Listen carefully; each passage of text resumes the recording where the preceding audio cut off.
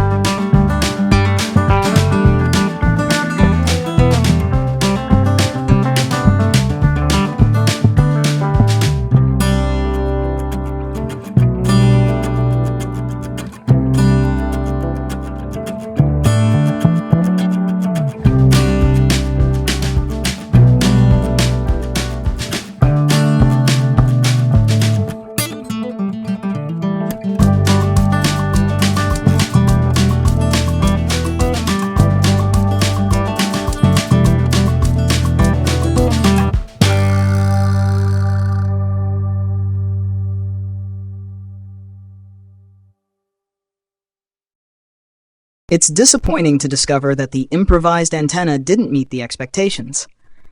It's common for DIY solutions like this to fall short of the intended performance. There are several factors at play that could have contributed to the failure, such as the measurements not meeting the appropriate frequencies, the 3 dB losses of the splitter, and the fact that it's not designed to operate at 300 ohms. Therefore, the video promoting its effectiveness turns out to be misleading.